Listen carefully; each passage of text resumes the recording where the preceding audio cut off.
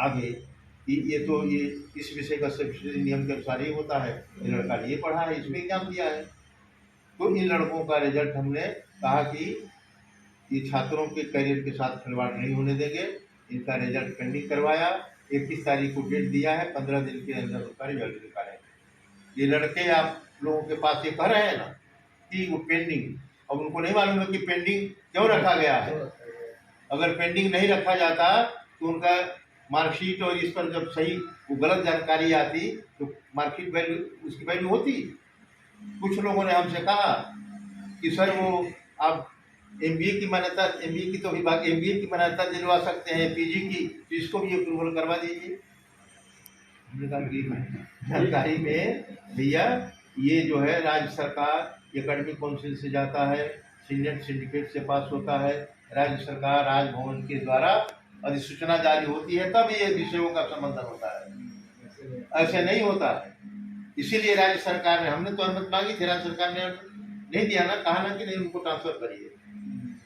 तो इस राज्य सरकार के निर्देशानुसार तो आप लोगों को इसलिए भी बता रहे हैं कि लड़के देते हैं ना कि पेंडिंग कर दिया गया, छात्रों के भविष्य का खिलवाड़ किया जा रहा है विश्वविद्यालय द्वारा, या आप लोगों को इसलिए मैंने बुलाया कि इस चीज को लिख के देते हैं ना। ये मैं कल आया, ये वो लड़का सुमित झा करके बैठा था यहाँ, मैं गेट पर आया, हमको सूचना मिली, वो परीक्षा में भी कुछ गए थे, तो गेट पर आया तो हमने कहा कि क्यों क्या बात है, तुम्हारे सर हम बैठे हैं, तुम्हें क्या काम। तो बोला कि सर वो छात्रों के भविष्य के साथ खिलवाड़ हो रहा है, फिर वो और 2-3 पॉइंट बोला, हमने क्या खिलवाड़ हो रहा है, तो मैं उनके बारे में जानकारी है कुछ, खिलवाड़ नहीं हो रहा है, उनका 15 दिन के अंदर रिजल्ट निकाला जाएगा, उनका भविष्य तुम लोग चाहते हो कि रिजल्ट निकाल दिया जाए, अंधकार में हो जाए, गलत मार्कशीट दे दी जाए, क्या चाह रहे। और जो जब उसके पास कोई उत्तर नहीं था, हमने क्यों यहाँ बैठे हो, और जानते हो यहाँ ताला लगाए हो, ये आप लोग भी बोलिए, यहाँ तक उनकी प्रेस कॉन्फ्रेंस लगा, तो एक मिनट रुकिए, ताला यहाँ लगा कर बैठे हो, ताला लगाना गेट का सरकारी कार्य में बाधा डाल रहा है, कि कौन सी धारा लागू होगी, पढ़ लो जरा, कि सरकारी कार्य में बाधा डालने पर कौन सी धारा में तुम जेल जाओगे, कौन सी धारा में एफआईआर दर्ज होगा, जानते हो, ये पढ़ो तुम लोग।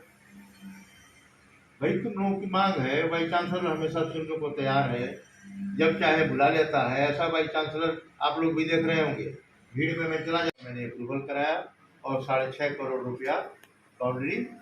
के लिए सैंक्शन हो गया है, उसका टेंडर भी हो गया, फाइनल हो गया है। उसके बीएसआईडीसी के मैनेजिंग डायरेक्टर इस समय जो सेक्रेटरी है संगमा शिक्षा विभाग का मैनेजिंग डायरेक्टर, उसका कार्य जल्द ही शुरू होने वाला है उस बाउंड्री का। इसी बीच मैंने एक और चिट्ठी भेजी सेक्रेटरी को, जो मैनेजिंग डायरेक्टर है आजकल संगमा शिक्षा के सेक्रेटरी हैं, कि बाउंड्री बनने के साथ साथ हमको एग्जामिनेशन हॉल और एकेडमिक ब्लॉक के लिए आप बीएसआईडीसी के चीफ इंजीनियर को निर्देशित करिए, उसका भी हमको नक्शा बना करके दे, एस्टिमेट दे, ताकि विश्वविद्यालय द्वारा हम अप्रूव करके राज्य सरकार को भेजें, क्योंकि बाउंड्री के साथ साथ एग्जामिनेशन हॉल और एकेडमिक ब्लॉक भी बने। ये भी मैं पत्र भेज दिया हूँ और अभी मैंने रिमाइंड भी करा दिया बीएसआईडीसी के मैनेजिंग डायरेक्टर संगमा साहब को। इसके अलावा कोसी कॉलोनी का जमीन जो है, आप लोगों को मालूम है 2018 में कि मुख्यमंत्री ने उस ये सिंचाई विभाग के क्वार्टर है 108, मुख्यमंत्री ने विश्वविद्यालय के उपयोग के लिए दिया था, चाय भी पीते रहिए। तो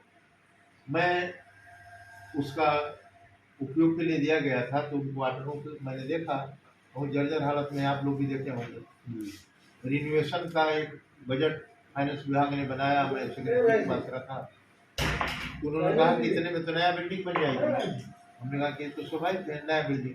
लेकिन नया बिल्डिंग बनाने के लिए वो कोसी कॉलोनी मुख्यमंत्री ने उपयोग के लिए दिया था, वो जमीन यूनिवर्सिटी को ट्रांसफर नहीं है, समझ रहे हैं ना। हाँ, तो मैंने तत्काल शिक्षा विभाग को चिट्ठी लिखी, शिक्षा विभाग ने सिंचाई विभाग को भेज दिया चिट्ठी हस्तांतरित करने के लिए, और सिंचाई विभाग के चीफ इंजीनियर ने यहाँ भी कार्यपालन कोई इंजीनियर है, उसके पास चिट्ठी आ गई है कि प्रतिवेदन बना करके भेजो आप। अभी मैं पटना गया था, कुछ अपडेटेड मामला वो भी बताऊँगा। उसमें हाई कोर्ट में एफिडेविट देना था, तो मैंने इस संबंध में भी बात की कुछ उच्च पदाधिकारी मंत्रियों से। तो उन लोगों का भी कहना है, कई मंत्री थे कि भाई अगर वो नहीं दिया जाएगा कोसी कॉलोनी की जमीन तो लोग इंक्रोचमेंट कर देंगे, तो विश्वविद्यालय को दे दिया जाए। तो हमने कहा कि अब हमारा वही पेंडिंग काम बाकी रह गया है कि वो कोसी कॉलोनी की जमीन हमको हस्तांतरित हो जाती है, जो नियमितीकरण है। उसके बाद सरकार का एक आदेश निकला कि गवर्निंग बॉडी को पावर दे दिया, और आदेश दिया कि गवर्निंग बॉडी को एडवर्टाइज करेगी और उसमें नियुक्ति एक्सपर्ट बनाने का अधिकार जो है वाइस चांसलर को है। एक 47B क्लाज है एक्ट में प्रोविजन दिया हुआ उसके तहत। और ये 2009 में ऑर्डर दिया राज्य सरकार ने, और एक और ऑर्डर निकला, आप भी एक बार निकाले थे, कि 2009 से लेकर के 2 मार्च 2018 तक की कार्यों की समीक्षा करने को कहा गया। समीक्षा इसलिए कहा गया था, सरकार ने कहा था, उससे पता चल जाएगा कि कौन नियमित रूप से सिलेक्शन कमेटी के द्वारा विश्वविद्यालय के द्वारा हुआ है, इससे पता चल जाता ना। बीएन मंडल ने किया ही नहीं, पुण्य तो मार्च 18 तक करना चाहिए, तो अब आया है ना। किसी बीएन मंडल है ही नहीं,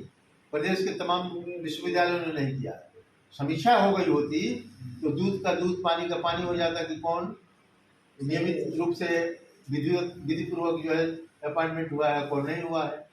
ये क्लियर हुआ नहीं। इसलिए ये महाविद्यालयों में मैं सब पर कार्रवाई करने, अनुदान बंद करवा दूंगा, मैं बता रहा हूँ। और बीएमसी कॉलेज का एक और कमेटी, इन सबों के अनुदान वाले भी एक एप्लीकेशन दिए थे, इन सबों की कमेटी की रिपोर्ट जो है आ गई, और वो कन्वीनर से वो अपने एफ वो उनकी रिपोर्ट को मैंने राज्य सरकार और राजभवन भेज दिया हूँ। जो जवाब मांगा गया वो दे नहीं रहे थे, हमने कहा कि जवाब भेज दीजिए, राजभवन निर्णय लेगा, राज्य सरकार जो कहेगी उसके हिसाब से कार्रवाई करेंगे। और डोनर के लिए कमेटी बनाए थे, कोई कह रहा था कि रिपोर्ट जमा हो गई डोनर की, हमारे पास अभी जमा नहीं होगी, जमा होगी जो भी। अच्छा हमको देखिए, मैं आपको बता रहा हूँ, मैं किसी को यह जानता नहीं, जो नियम में होगा